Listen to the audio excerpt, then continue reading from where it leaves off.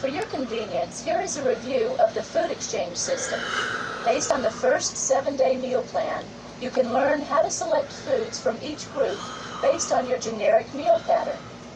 It is advised that after the first week you begin to create your meals based on your preferences within the guidelines of the meal pattern. It will be fun and rewarding if you follow the guidelines below.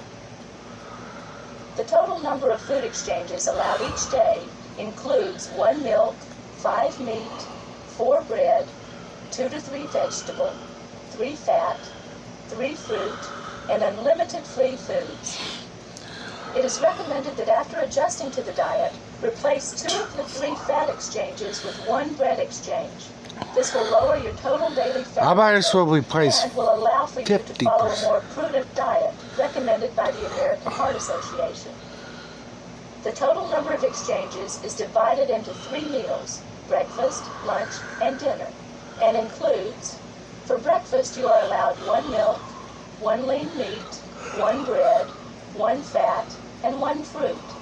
You may have unlimited free foods, such as mineral water, tea, or coffee, and any of the other items in this group. For lunch, you may have 2 lean meat, 2 bread, 1 to 2 vegetables, 1 fat, and 1 fruit, and unlimited free foods. Dinner includes 2 lean meat, or 3 if you've saved 1 from breakfast, 1 bread, 1 to 2 vegetables, 1 fat, 1 fruit, and free foods as desired.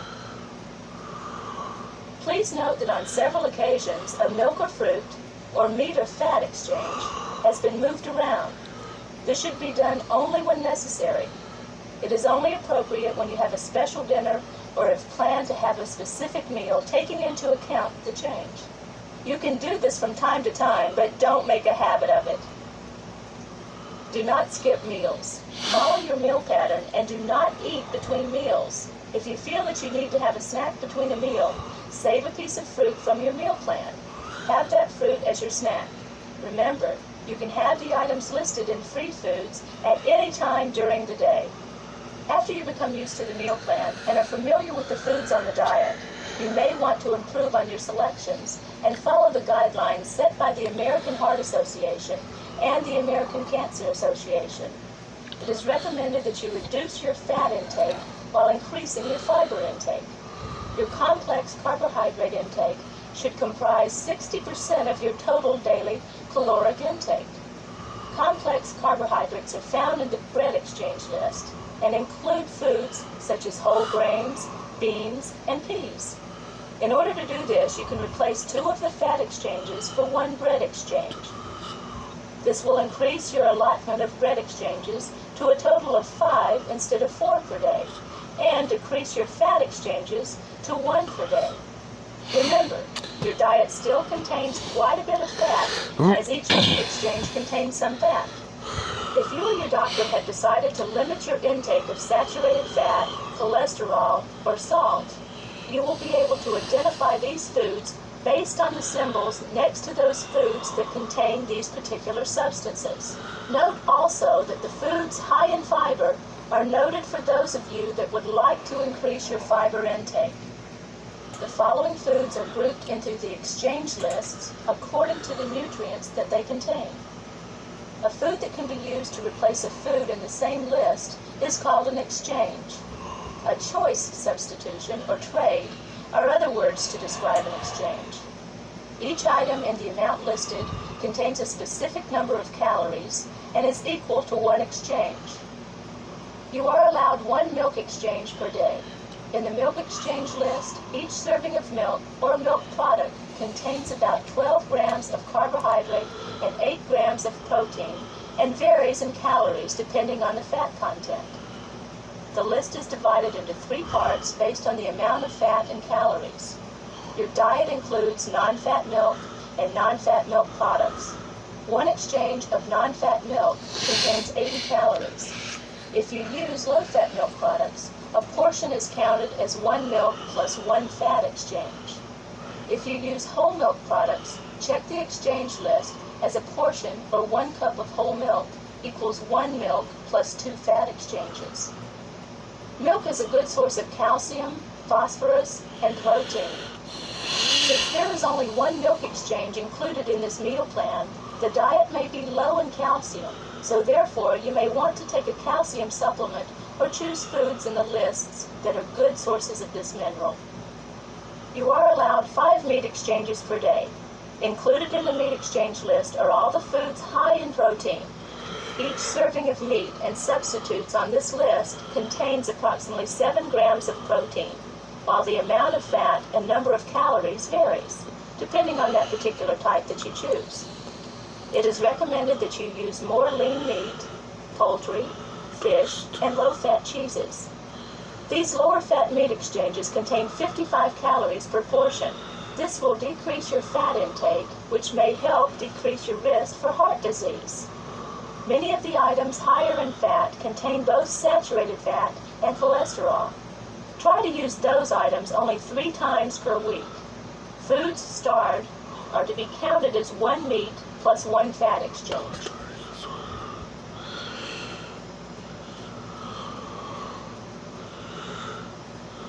Meats should have all visible fat trimmed off, and when using poultry, remove the skin. Weigh these foods after cooking and without the bone. Cook all meat by broiling, baking, roasting, or grilling. You are allowed 4 bread exchanges per day. 1 bread exchange, or each item in this list, contains about 15 grams of carbohydrate, 3 grams of protein, a trace of fat, and 80 calories. Some of the foods, such as whole grain products and starchy vegetables, are good sources of fiber. These foods are noted. Several of the starchy food items that are prepared with fat and are commonly eaten are included. Count 1 serving as a bread and 1 fat exchange.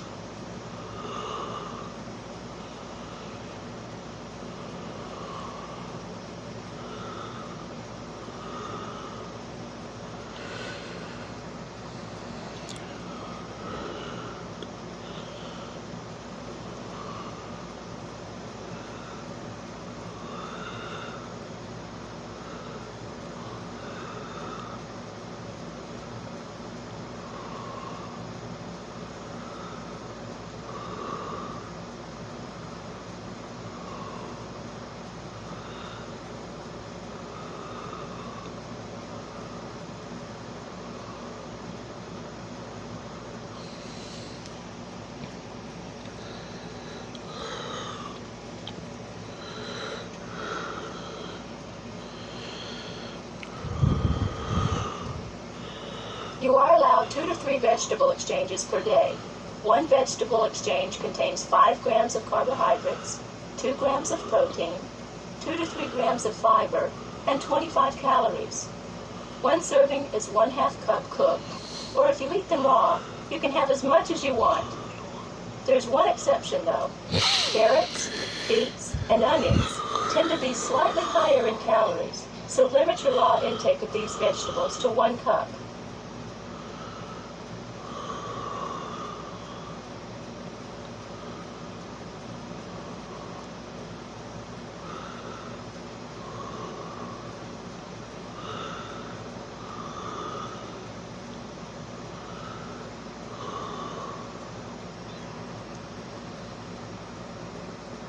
You should also note that the dark green and deep yellow vegetables are good sources of vitamin A. Vegetables such as raw broccoli, Brussels sprouts, cabbage, red and green peppers, greens, and tomatoes are good sources of vitamin C. When these vegetables are cooked, some of the vitamin C is destroyed. Vegetables may be fresh, frozen, or canned. Do not use vegetables which are creamed or have sauce added. You are allowed 3 fat exchanges per day. Each serving in the fat list contains approximately 5 grams of fat and 45 calories. The foods in this list contain mostly fat, yet some of these foods also contain a small amount of protein.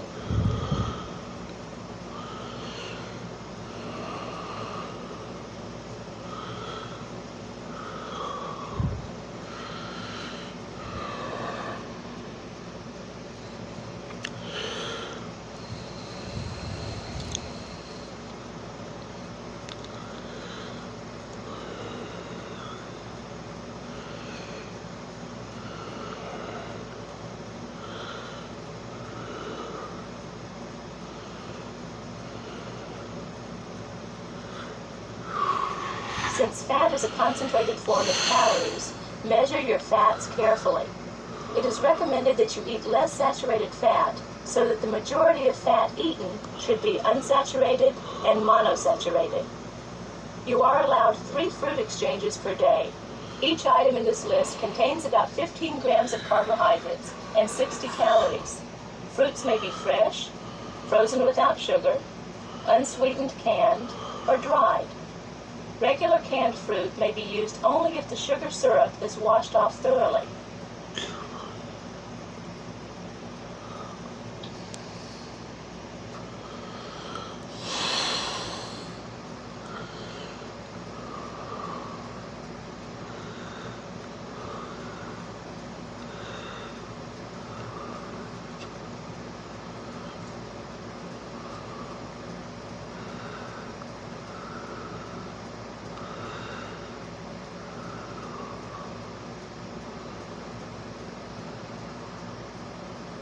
Fresh whole fruits are a good source of fiber and may be a better choice for those that are trying to lose weight. These fruits are generally more filling. Fruit juices contain little fiber and do contain some sugar, so measure your fruit juices carefully. Fruits that are a good source of vitamin C include oranges, tangerines, grapefruits, and strawberries. Apricots and peaches contain vitamin A. Cantaloupes, mangoes, and papayas are good sources of both vitamin A and C. The free foods list contains these foods, flavorings, herbs, and spices that have little or no calories. These items may be used as desired.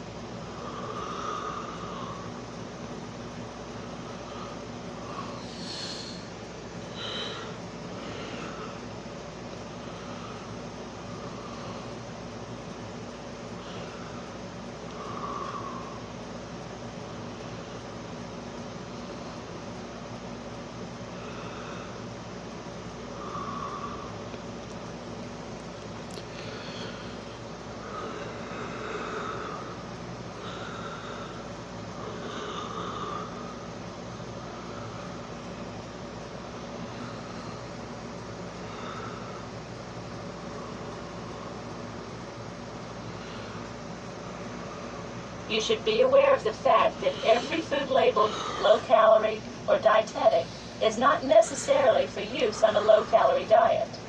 Dietetic foods or low-calorie foods does not mean no calories. These products may contain other forms of sugar such as fructose, sorbitol, mannitol, lactose, and dextrose, which have calories and should be avoided. Foods to avoid are listed. Most of you already know what these foods are.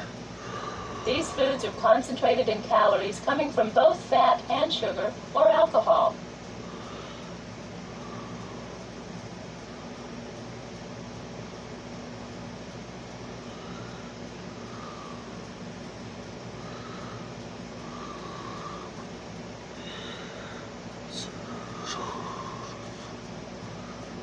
Remember, plan your meals using the foods on the food exchange lists. It is suggested that you pre-plan some of your meals a day ahead of time in your journal. This may help you follow the meal plan. If you make a mistake or go off your diet, note this in your journal and go right back and follow the plan for your next meal. Changing your eating habits will take time. The first week of this plan provides you with a guide to good eating for the rest of your life. You will notice that you no longer need the foods that are concentrated in sweets and or fat. nor will you desire those larger portions of food that you might have eaten in the past. Your desire for fresh, more wholesome foods, lower in fat and higher in complex carbohydrate, will grow. You will be moving on to a better lifestyle, a lifestyle of health and well-balanced eating. Top this off with a safe aerobic exercise program, and you have the perfect formula. Remember, it is recommended that you lose between 1/2 to 2 pounds per week on this diet. Weigh yourself only once a week. Make sure to weigh yourself at the same time and on the same day of the week, and wearing the same clothes. Over time, this weight loss will add up. Once you get to your weight goal, which should be your appropriate weight for your height, you can gradually increase your food intake.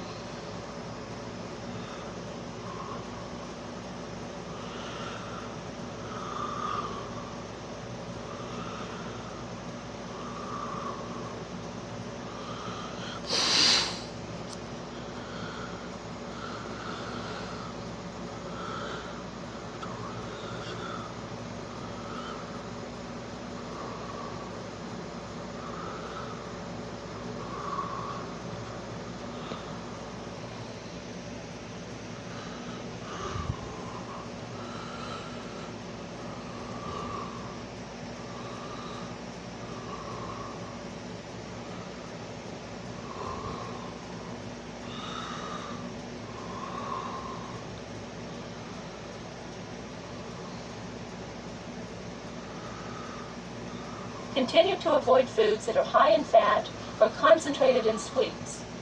Include foods that are fresh, high in fiber, and low in fat. You may want to check with a registered dietitian concerning a maintenance diet. Changing habits takes time and hard work. Remember, if I can do it, you can too.